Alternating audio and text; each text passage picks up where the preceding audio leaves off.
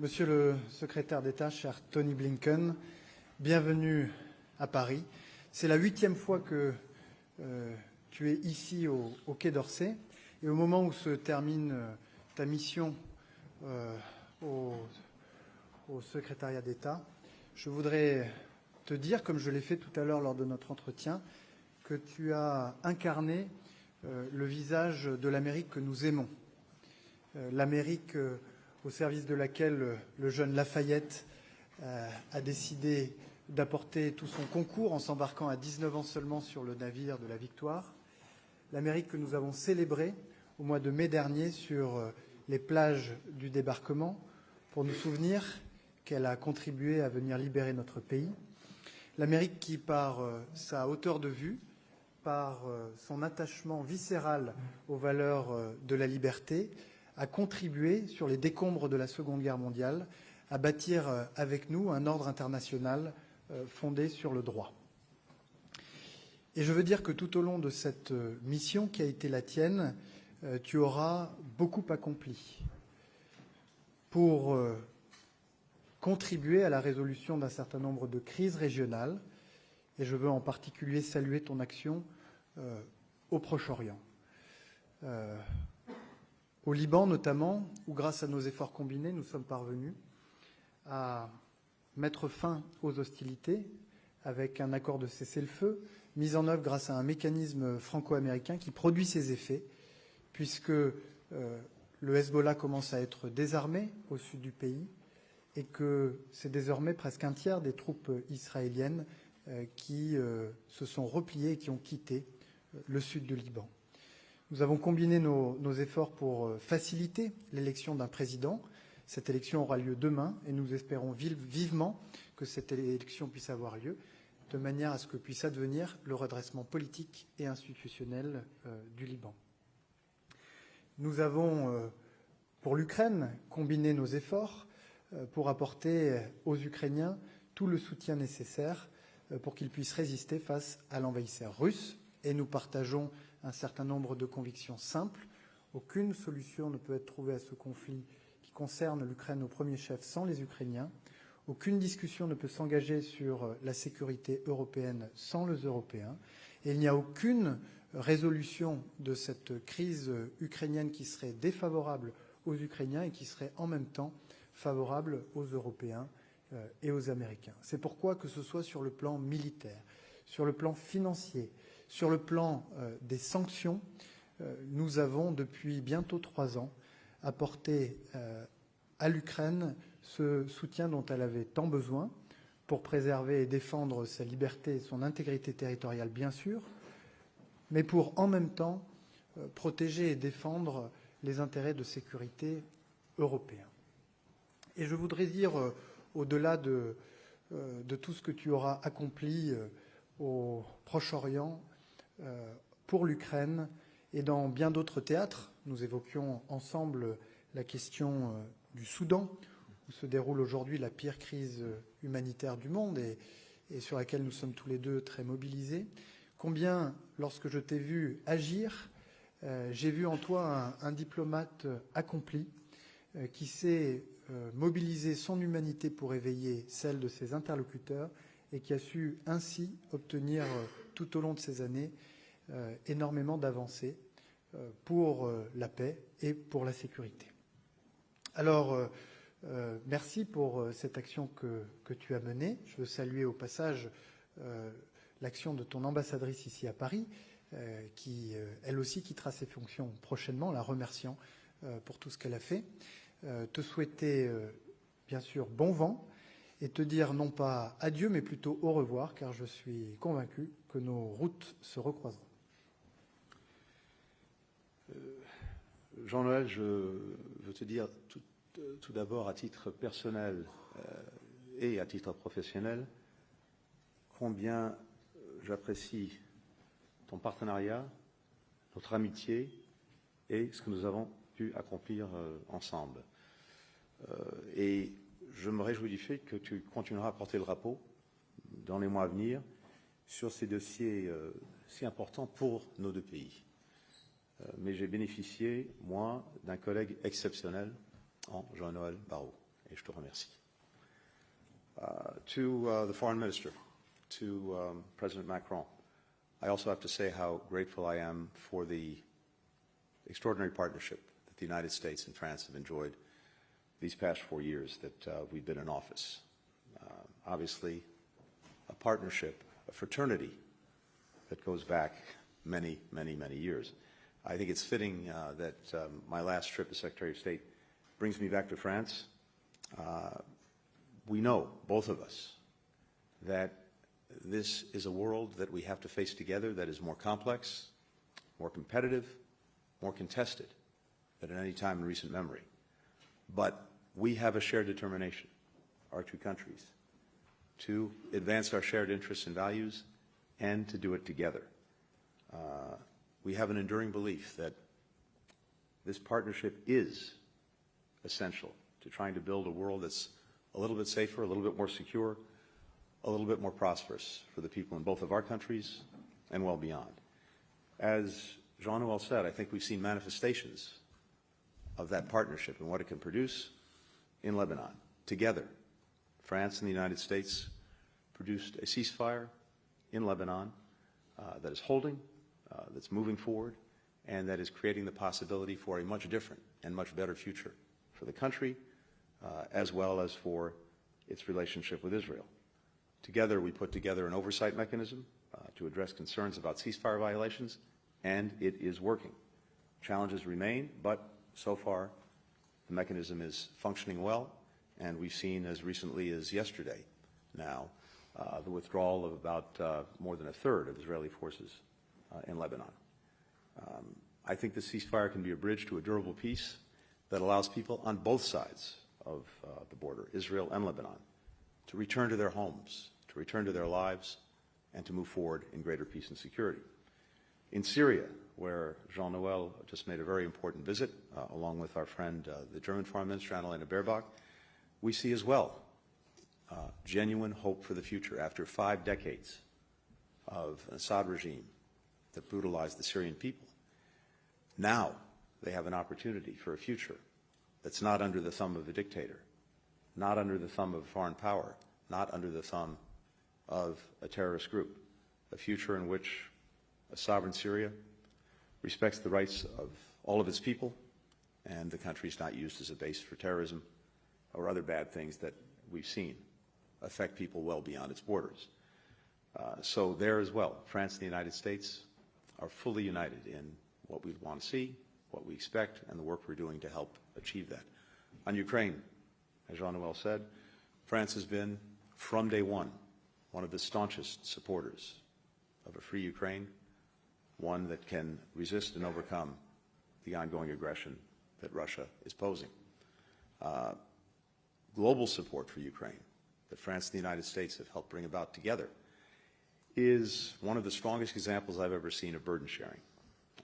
And we see that in particular in France's leadership, from training more than 15,000 Ukrainian soldiers to signing a bilateral security agreement with Ukraine earlier this year, to French firms boosting production to strengthen our transatlantic defense industrial base.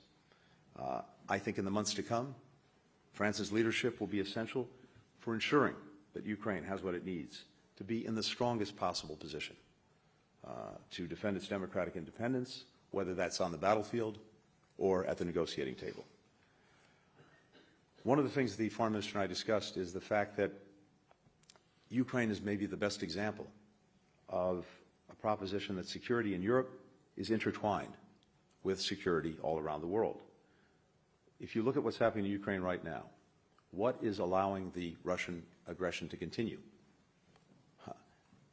Support from North Korea with artillery, with ammunition, and with troops, and everything that China is doing to support Russia's defense industrial base.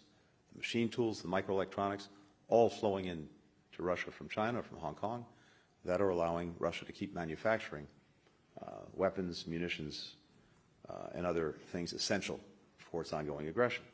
So that's just a demonstration of increasingly the indivisibility of security.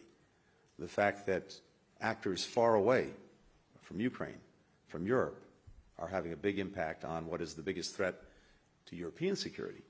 since the end of the Cold War. In response, our two countries have worked to deepen Euro-Atlantic and Atlantic-Pacific convergence, notably on the threat posed by the PRC to our shared security and to our shared values. We welcome France's expanded engagement with Indo-Pacific partners and hope it will continue, including by strengthening, for example, freedom of navigation in the region. We've also worked to forge together a common vision for the global economy, one that is governed by rules of the road. We've invested in our collective productive capacity. We've stood up against Chinese overcapacity and unfair trade practices. We've diversified our supply chains to reduce reliance on Beijing.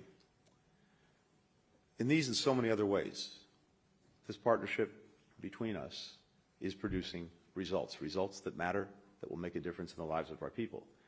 And I'm convinced that in the years to come, our countries will continue to work together and to lead together on the world stage, not out of convenience, not out of charity, but because the challenges we face demand our engagement, demand our partnership, demand our cooperation. We'll confront a changing world as we always have, guided by shared commitment to bring greater freedom, greater opportunity, greater security to the people that we're entrusted to represent.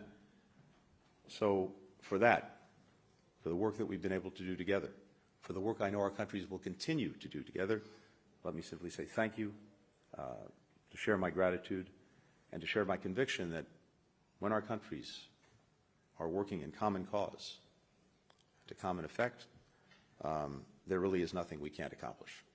Thank you. Les ministres vont prendre quelques questions.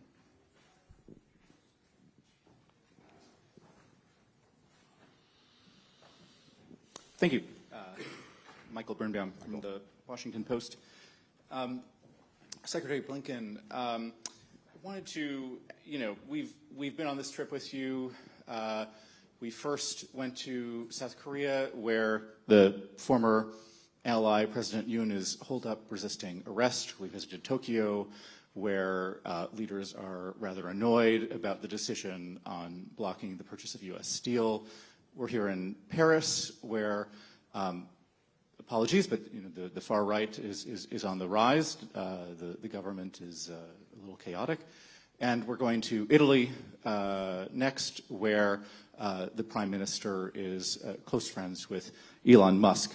So I wanted to ask, you've talked about your legacy. You've said that you're handing over a set of alliances that's in better shape than when you inherited it. But looking at this pattern, what would you tell the United States people about the challenged relationships that you're facing? A quick question about Greenland. What did you tell Minister Barrot about Trump's interest in taking over European territory? How worried are you about a conflict between the United States and Europe on that front? And lastly, apologize, Elon Musk, what should U.S. allies make of his eagerness to support far-right leaders in Europe and around the world, given his closeness to President-elect Trump and his global business interests? And Minister Barrot, I just wanted to ask, what is France prepared to do to defend Greenland and Denmark if Trump continues to press forward in his attempt to take over Greenlandic territory? Thank you. Michael, thank you for covering the waterfront. Let me take these out of order. Greenland first. I think one of the basic propositions we brought to our work over the last 4 years is that we're stronger, we're more effective, we get better results when we're working closely with our allies, not saying or doing things that may alienate them. Having said that, it's the idea expressed about Greenland is obviously not a good one, but maybe more important, it's obviously one that's not going to happen. So we probably shouldn't waste a lot of time talking about it. On the question of where we are with all of our allies and partners, I'd say two things.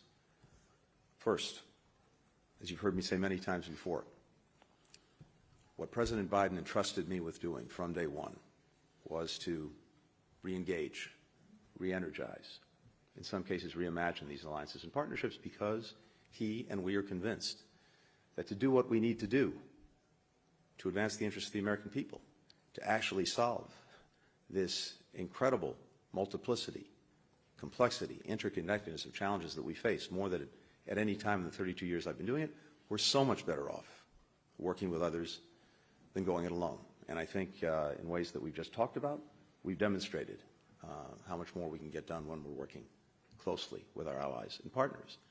Now, most of the countries that we're working closely with, our base is our democratic base. That doesn't mean that we're not working with countries that don't neatly fit our definition of what a democracy is. The challenges that we face demand that we work with any country that is interested in solving a problem. But we're always starting with our base of fellow democracies. And one of the hallmarks of a democracy, and we talked about this when we were in Korea, is that when we have challenges, when we have issues, including internally, what sets us apart is the fact that we engage them, we confront them, we deal with them directly, we'll deal with them openly, we deal with them transparently, we don't pretend they don't exist, we don't sweep them under the rug, and sometimes that's not particularly pleasant to look at. It can get ugly, it can be painful, but that's exactly what we do. We talked in Korea about the fact that the Koreans are dealing with their own challenge right now, pursuant to their constitution, pursuant to the rule of law, and doing it peacefully. And I fully expect that they will emerge stronger on the other side. With Japan, do we have a difference over a particular business deal? Yes, but seen in the context of the fact that we are each other's largest investors, one deal does not a relationship make. And on the contrary, the partnership, the alliance with Japan, is stronger than it's ever been, including economically. Here in Europe, I talked about this already. The work that we've done together with our core allies and partners in support of Ukraine has been nothing short of historic. And also the best example, as I said, of burden sharing that I've ever seen in my 32 years. So I could go down the list, but maybe what's most important is this. As we transition, as we work to hand off to the Trump administration, what I've been animated by these past couple of months is making sure we give them the strongest possible hand to play in dealing with all of these challenges. The world doesn't stop because we have a transition. There are so many things happening in real time that I want to make sure the administration that's coming in is fully prepared to engage from day one. And that's exactly what we're doing and what we've been doing. And it's why I'm continuing my work for these next however many days it is, right until noon on the 20th of January. And I believe in area after area, we're handing off, in some cases, things we haven't been able to complete, but that create real opportunities to move things forward in a better way. In the Middle East, we're very close to a ceasefire and hostage agreement. We've talked about this too in recent days. I hope that we can get it over the line in the time that we have left. But if we don't, then the plan that President Biden put forward for a ceasefire hostage deal will be handed over to the incoming administration. And I believe that when we get that deal, and we'll get it, it'll be on the basis of the plan that President Biden put before the world back in May. We've done an incredible amount of work of what follows a hostage ceasefire agreement in terms of the necessary arrangements for Gaza's security, its administration, its reconstruction, a day-after plan. We talked about this with the foreign minister as well. There, too, we're ready to hand that over to the administration so it can work on it and run with it when the opportunity is there. And more broadly, the work, the investment we've made in transformative arrangements for the Middle East, starting with the normalization of relations between Saudi Arabia and Israel, all of that is ready to go if the opportunity presents itself with a ceasefire in Gaza, as well as understandings on a pathway forward for the Palestinians. So there's tremendous opportunity there. Similarly, with Ukraine, everything we've done to make sure that Ukraine would survive, and not only survive, have an opportunity to thrive in the future, is ready to be carried forward. Putin tried to erase Ukraine from the map. he's failed. He's endured, I think, a heavier and heavier strategic setback in everything that he's done in Ukraine. Now we're at a point in the coming year where it may be that the parties will choose to negotiate. We want to make sure, and I think we are making sure, that the incoming administration will be able, if it's going to oversee such a negotiation, to make sure it's doing it from a position of strength, and that President Trump could get the strongest possible deal. I can go down the list, but the point is this. We're handing over a lot of positive opportunities, initiatives, work, and if the next administration chooses to carry it forward, I think that will be clearly in the interests of the United States. Private citizens can, in our country, can say what they want, what they believe, and everyone else can draw their own conclusions and take their own positions on the matter. So I'm not going to comment beyond saying he like any American, has the right to express his views, his opinions. Quant à moi, d'abord, je voudrais vous démentir. Le gouvernement français est au travail. Et quant à la politique étrangère de la France, sa ligne a été réexprimée avec beaucoup de force par le président de la République dans son discours lundi, en ouverture de la 30e conférence des ambassadrices et des ambassadeurs. Deuxième élément, l'amitié entre la France et les États-Unis a plus de 2 siècles. Je vous ai cité Lafayette, je vous ai cité le D-Day que les présidents Macron et Biden ont célébré côte à côte. Et je voudrais tout simplement vous dire que nous avons survécu à 59 élections américaines, nous survivrons évidemment à la 60e. Ensuite, vous me parlez de l'Europe. Et je voudrais en profiter pour vous dire le lieu dans lequel vous vous trouvez exactement. Ou plus précisément, le lieu où Tony Blinken et moi-même nous tenons exactement. C'est exactement ici, devant cette cheminée, qu'il y a 75 ans bientôt, Robert Schuman, secrétaire d'État, cher Tony Blinken, une déclaration qui permet la création. C'est la 8e fois que de l'organisation politique ici au Quai d'Orsay, et au moment où se termine la mission de la communauté européenne du charbon et de l'acier. Ça s'est produit le 9 mai 1950 et c'est cette date, te dire, comme je l'ai fait tout à l'heure lors de notre entretien, pour célébrer chaque année, que tu as incarné le visage de l'Amérique que nous aimons. Tony, l'Amérique vous répondre de laquelle le jeune Lafayette a décidé d'apporter tout son concours en s'embarquant à 19 ans seulement sur le navire de la Victoire. Mais est-ce que nous pensons l'Amérique que nous avons célébrée, nous entrons dans une période de mai dernier qui voit le retour de la loi du plus fort? La réponse est oui. Et c'est la raison pour laquelle, depuis 7 ans, et sous l'impulsion du président de la République notamment, l'Europe s'est renforcée dans le domaine de la défense, dans le domaine commercial, dans le domaine de la compétitivité, ce qui est très bien, mais il nous faut maintenant aller beaucoup plus loin pour affirmer ce que nous sommes, pour affirmer ce que nous voulons. Et pour cela, et le président l'a rappelé lundi matin encore une fois, il faut que l'Europe se réveille. Merci. Bonjour, Emma Barrier pour LCI. Ma première question s'adresse à vous deux en français. Donc cette fois, quel regard portez-vous donc sur ces déclarations expansionnistes de Donald Trump à propos du Groenland et du Canada? Et Monsieur Blinken, pourriez-vous nous répondre en français si vous le voulez bien? Et ma deuxième question, c'est quelle est la garantie américaine donc sur la poursuite de l'aide américaine donc à l'Ukraine après le 20 janvier? Je vous remercie. Écoutez, je ne peux que répéter ce que j'ai dit il y a un instant. Franchement, ça ne vaut pas la peine de passer du temps sur ces questions parce que ça ne va pas se faire. Donc, pourquoi perdre le temps à en discuter? En ce qui concerne l'aide américaine, le soutien américain, ce que je peux vous dire, c'est que pendant la durée de l'administration du président Biden, on continuera chaque jour d'apporter ce soutien aux Ukrainiens, y compris dans les jours à venir. Et en même temps, nous avons un soutien exceptionnel venant de la part de nos partenaires.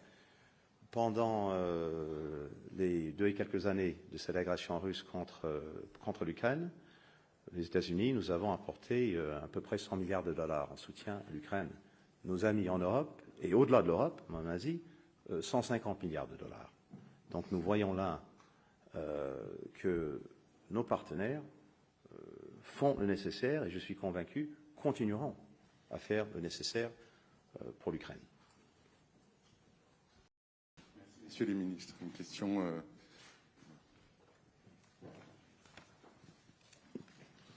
Thank you so much. Alex Raffoldo from News Agency Tehran. Mr. Secretary, I want to take my chance and follow up on Ukraine again. President Zelensky gave an interview early this week, and he said that, in his view, there can be no meaningful security guarantees for Ukraine if the United States is not part of it. Do you think that Europe alone can do it?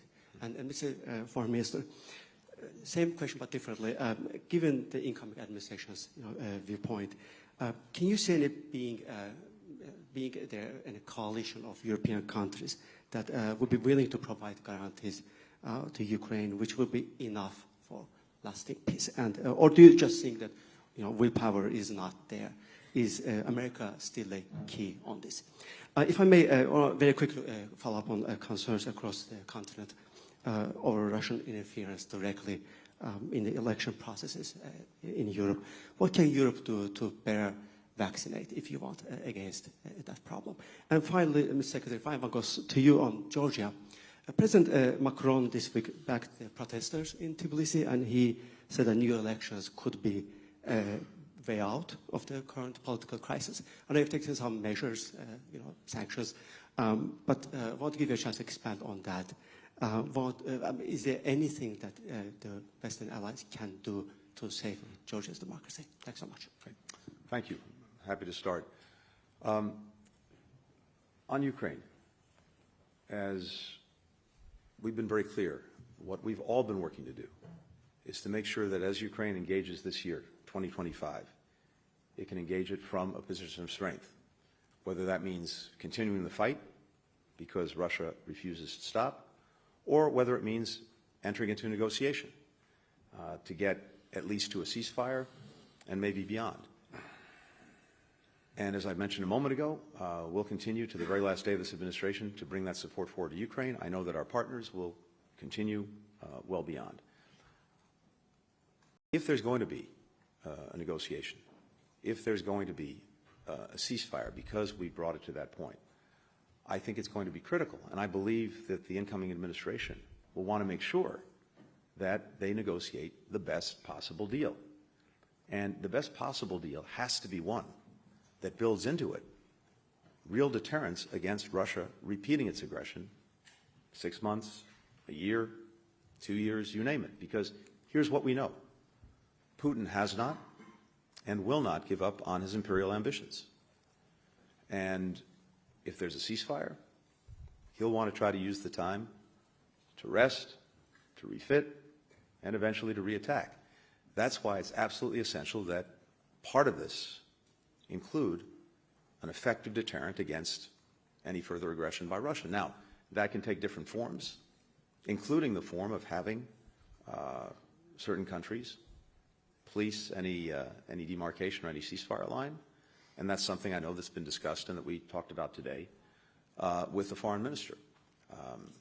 The next administration will have to decide, if it comes to that, what role, if any, the United States would play.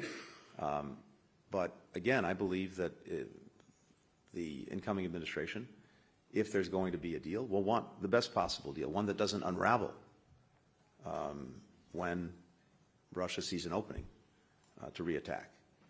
And one way or another, as I said, we need to build into it the necessary deterrence so that that doesn't happen. On Georgia, we talked about this as well, and what both France and the United States have seen is democratic backsliding that's deeply concerning.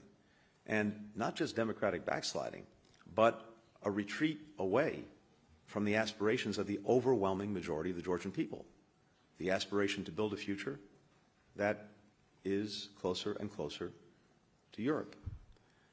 So having seen that backsliding, having seen a government that's acting in contravention of the clear will of the people that it purports to represent, having seen an election that raised many questions, having seen repressive actions taken by the government about people who are trying to speak freely and openly, we, as well as our partners, have taken action.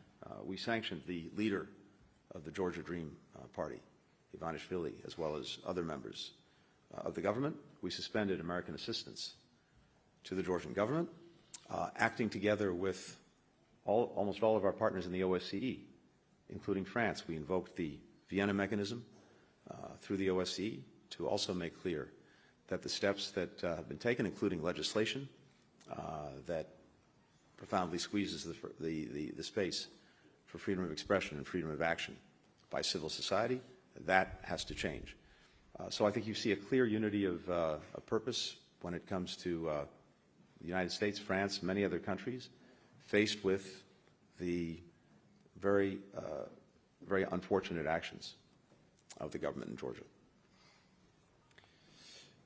Vous m'avez interrogé sur l'Ukraine d'abord, et de ce point de vue-là, je veux souligner ce qu'a dit Antony Blinken.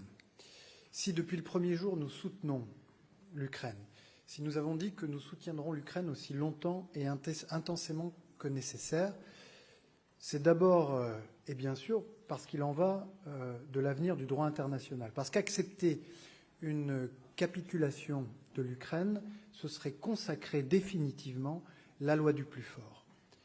Et comme je l'ai dit, comme Tony l'a dit, il en va aussi de la sécurité du continent européen, des Européens et des Français. Et de ce point de vue-là, il faut nous défaire de toute forme de complaisance ou de toute forme d'aveuglement vis-à-vis des intentions impérialistes, je reprends le terme utilisé par Tony Blinken, de Vladimir Poutine. Pourquoi ? Eh bien parce que nous avons vu depuis le mois de février 2022 que la menace russe, la menace de Vladimir Poutine, a muté. Elle a montré qu'elle pouvait, que la Russie de Vladimir Poutine pouvait se lancer dans une invasion à grande échelle, comme elle l'a fait en Ukraine. Elle s'est internationalisée en repoussant, ou en tout cas en exportant le conflit vers l'Asie et en y attirant la Corée du Nord. Et elle s'est hybridée en prenant des formes variées dans tous les champs de la conflictualité et en agressant un certain nombre de pays, y compris des États membres de l'Union européenne.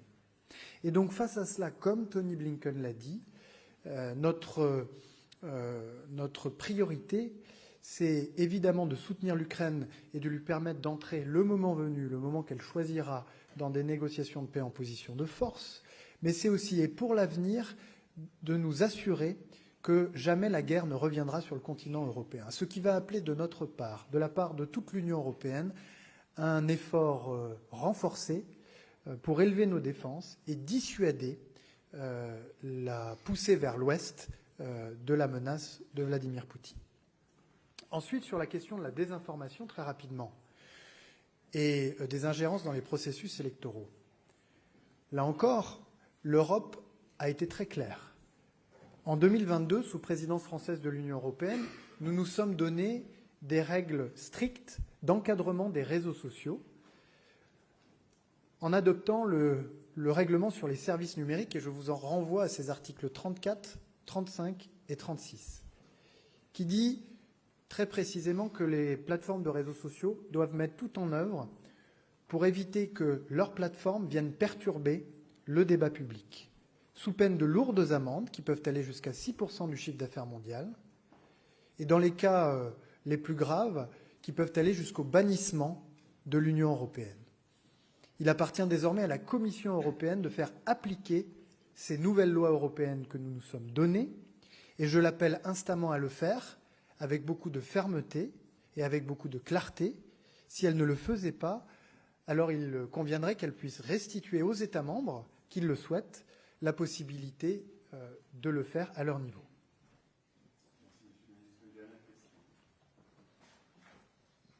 Bonjour Monsieur Mathieu Rabéchaud, AFP. Une question pour vous deux. La Turquie menace les combattants kurdes de Syrie d'une opération militaire. Que peuvent faire les États-Unis et la France pour prévenir cela et contribuer à la stabilisation de la Syrie? Et par ailleurs, je reviens sur les déclarations d'Elon Musk en français, s'il vous plaît, Monsieur le ministre. Monsieur Musk sera un membre de l'administration américaine dans moins de 15 jours. Il a fait des déclarations qualifiées d'ingérentes dans la politique intérieure britannique et allemande. Est-ce approprié?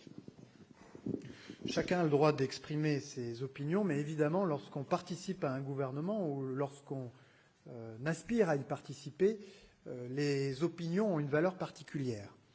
Alors, de deux choses l'une. Soit les interventions auxquelles vous faites référence sont des opérations de communication dans le cadre de processus électoraux ou du débat public de certains pays européens, et c'est évidemment très regrettable.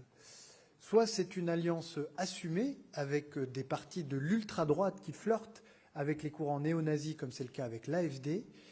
Et alors là, il faudra que le parti républicain puisse assumer de lier son destin avec celui de partis qu'il représente, tout ce que le Parti républicain a toujours combattu. Ensuite, sur votre première question, merci de l'avoir posée, et elle me permet de revenir sur l'un des sujets sur lesquels les États-Unis et la France ont œuvré de concert depuis bien longtemps et singulièrement depuis 4 ans.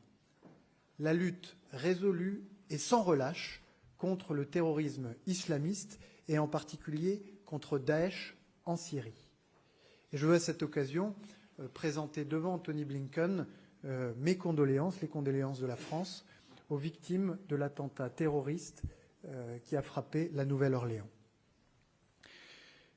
Les Kurdes de Syrie ont été pour les États-Unis et pour la France des alliés fidèles, des alliés résolus dans la lutte contre le terrorisme islamiste. Avec la chute du régime criminel et barbare de Bashar Assad, un nouvel espoir est né en Syrie. C'est un espoir fragile, mais c'est un espoir réel. L'espoir d'un redressement politique, économique, moral de la Syrie qui ne sera possible que si toutes les communautés trouvent leur place dans cette transition politique. Et dans cette transition politique, il faut évidemment que les Kurdes de Syrie puissent trouver toute leur place. Nous le leur devons, parce qu'ils ont été nos compagnons, nos frères d'armes dans la lutte contre Daesh, mais c'est aussi dans l'intérêt de l'avenir de la Syrie que de permettre aux Kurdes de participer pleinement à l'avenir du pays. Et c'est pourquoi je veux saluer les efforts qui ont été ceux de Tony Blinken pour faciliter des médiations entre les Kurdes de Syrie et les Turcs, mais aussi entre les Kurdes de Syrie et l'autorité de transition, dont le principal dirigeant a pu s'entretenir avec le général Masloum il y a quelques jours. Nous allons poursuivre nos efforts pour que dans le nord-est de la Syrie, où, je le rappelle, plusieurs dizaines de milliers de combattants terroristes sont aujourd'hui dans des prisons gardées par les Kurdes du nord-est syrien, eh bien, les garanties de sécurité auxquelles la Turquie aspire légitimement puissent être garanties, mais également les intérêts de sécurité des Kurdes et leur droit plein et entier à participer pleinement à la construction de l'avenir de leur pays. And I have very little to add because I agree entirely with what Jean-Noel has just said. I simply say this. For both of our countries, it is essential, as Syria is navigating this transition, that we keep a lid on the terrorist threat, the enduring terrorist threat posed by ISIS or by Daesh. And as Jean-Noel said, we've seen possibly a manifestation of that threat with the horrific incident in Louisiana, where the individual in question said he was an adherent of Daesh. It shows, unfortunately, the enduring potency of the ideology, but an even more acute danger would be if the more than 10,000 foreign terrorist fighters who are being detained under the vigilance of our Kurdish friends in Syria were to get out and reconstitute the very potent force that was Daesh in Syria, in Iraq, before it was defeated. And this is an enduring American interest as well as a French interest. And it's enduring as well, I believe, with the incoming administration. When Daesh was trying to build its caliphate, its actual physical caliphate, a territorial caliphate, it controlled a huge chunk of land between Iraq and Syria. And that territorial caliphate was undone, was defeated. And that was completed under President Trump's watch during his first term, with taking back Raqqa. So I believe that the incoming administration, like this administration, will continue to show a very strong interest in not allowing Daesh to rear its ugly head again, to see a resurgence. And as Jean-Noel said, a critical part of that is making sure that we enable the Syrian Democratic Forces to do the job they've been doing in the interests of everyone, of securing the foreign terrorist fighters who are there, as we continue to work to repatriate fighters and to repatriate their families to countries of origin. So we've been working very closely as well with our ally, our partner in Turkey, which has very legitimate concerns, of course, about the PKK and about terrorism, to navigate this transition, to navigate it in a way that I think leads to a resolution of many of those concerns, including over time with the integration of the Syrian Democratic Forces into Syrian national forces, including with the departure of foreign members of that force to their own countries, including with a resolution of questions around oil, around borders, etc. But that's a process that's going to take some time. And in the meantime, what is profoundly not in the interest of everything positive we see happening in Syria would be a conflict. And we've worked very hard to make sure that